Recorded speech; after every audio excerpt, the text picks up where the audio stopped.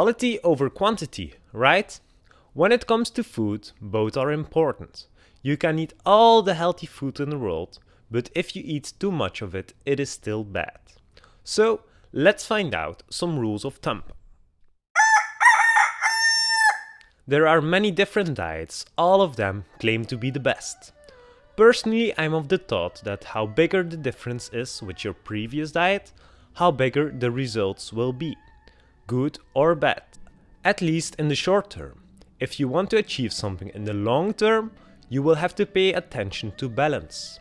Yes, we have seen before that the way of longevity is not attained through extremities, but balance is the key. So that is where macrobiotics comes in. Macro means long, bio means life. Literally food for a long life. It combines the theories of the East, the energetic qualities of food, with the Western view of calculating your macros, which you need large amounts of, and your micros, which you need small amounts of. To put it simply, carbohydrates provide energy, glucose.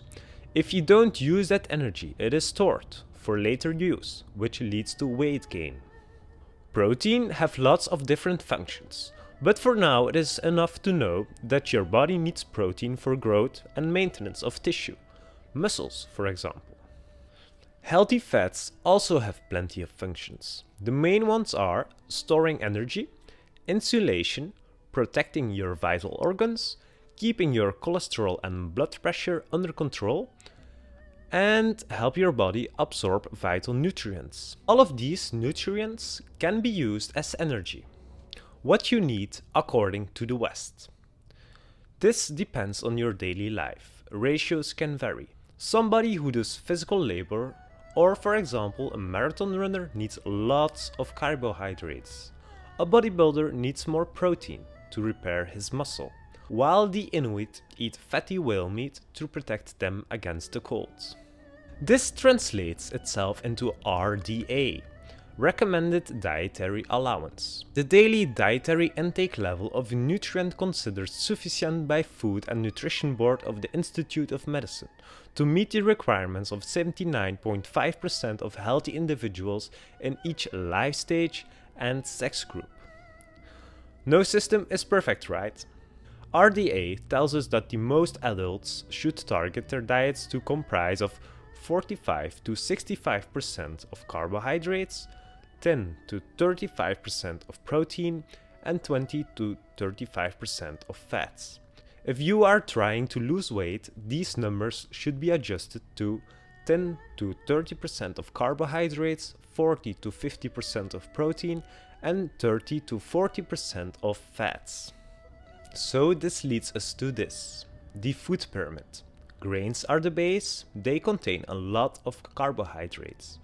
It is important though to choose for whole grains. Brown bread, brown pasta, brown rice, oats, not the instant ones, and more. Why choose for whole grains? The bran contains a lot of fibers, which makes it better to digest. Long chains take longer to digest and provide constant energy over a longer time, whilst refined grains make the level of your blood sugar peak followed by a crash. The germ contains a lot of nutrients and more, so you don't want to miss out on that.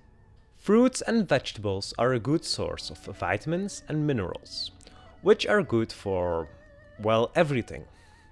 Fiber to maintain a healthy gut, prevent constipation and other digestion problems. And of course, they color your meals. You get to enjoy a variety of color and textures. Dairy, fish, meat and legumes add protein to your meals, on top of these of the other groups. They give your meals more substance. The qualities given to the groups are not exact. For example, grains contain also protein, but this way you have a general view of what is what without studying all the food charts. The last group are sweets. They contain a lot of refined sugars. Apart from the hyperactivity followed by the tiredness, they make your body very acidic. That way they deteriorate your energy levels and dissolve your bones, cause the minerals are needed to restore the balance to neutral. Osteoporosis or holes in the teeth are the result. The Japanese have found something for this. Have you ever heard of mochi? This delicacy is made of rice and has a subtle sweet, savory taste. The experience is the same, without the sugar kick. Amazake is similar and is made of fermented rice and a dash of salt, and can be used to sweeten everything, from drinks to cookies. Yes, we have arrived in Japan. There is lots to taste and to learn here. Some of the oldest people live here, so maybe they have a secret. Macrobiotics, rooted in Zen Buddhism, a holistic diet for body and mind. So the spiritual aspect is very important. That is why dairy and meat are avoided. This makes you lighter for meditation, and also because they tend to become toxic when they are not digested right away. There is some room for discussion, because it is also believed that in a harsh climate they can be necessary. Overall, know that fish is preferred over meat, and that white fish and white meat is considered healthier than red. Pie chart. The pie chart for macrobiotics.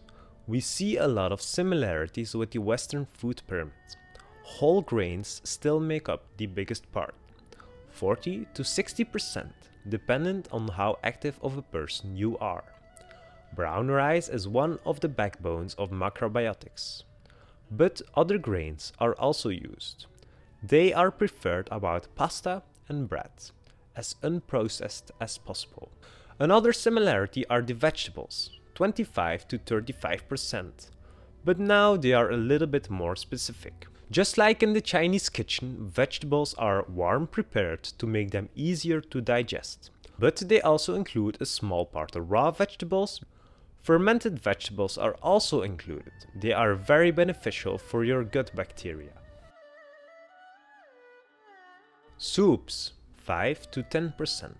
1 to 2 cups or bowls a day. Soup broth can be made with miso or shoyu, soy sauce, to which sea and land vegetables are added, and shiitake mushrooms. Actually, we will make miso soup next week, so stick around. Miso soup immediately strengthens your digestive system and improves your blood quality.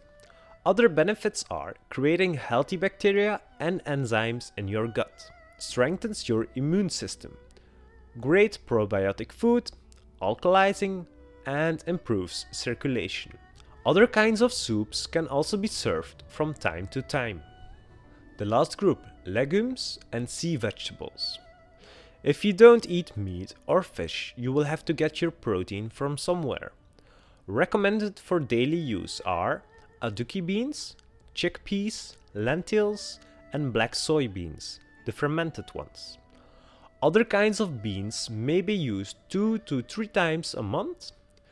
Yellow soybeans, pinto beans, white, black turtle, navy, kidney, and lima beans. Split peas and black-eyed peas. Soybean products such as tofu, tempeh, and natto can also be used daily. Sea vegetables are very rich in minerals and should be used in small volumes on a daily basis. Nori is refreshing, good for the blood, and helps children grow. Dogs and cats love it too. Wakame. Wakame is a wonderful source of calcium and is also important for reproductive, digestive, and circulatory systems. Arame is thought to block tumor formation and aids in digestive health. Kombu can be cooked with beans to make them more tender and digestible. And dulce, great in salads, adds a salty, zesty taste and is a great source of iron.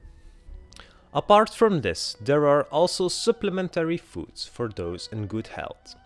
Animal foods, dairy, fish, and meat, can be eaten a few times a week if desired. Fruits several times a week as snack or dessert. Only when grown locally or in a similar climate. Snacks. Occasionally, nuts and seeds, not too much. Nuts and nuts butters, these are harder to digest and rich in fat and oils. Other snacks are mochi, hummus, noodles, and popcorn. Desserts. Moderate volumes, 2 to 3 times a week. Prepared from natural foods that are naturally sweet. If you want it more concentrated, use brown rice syrup, barley malt, amazake, chestnuts, fruit juice, dried fruits, and occasionally maple syrup.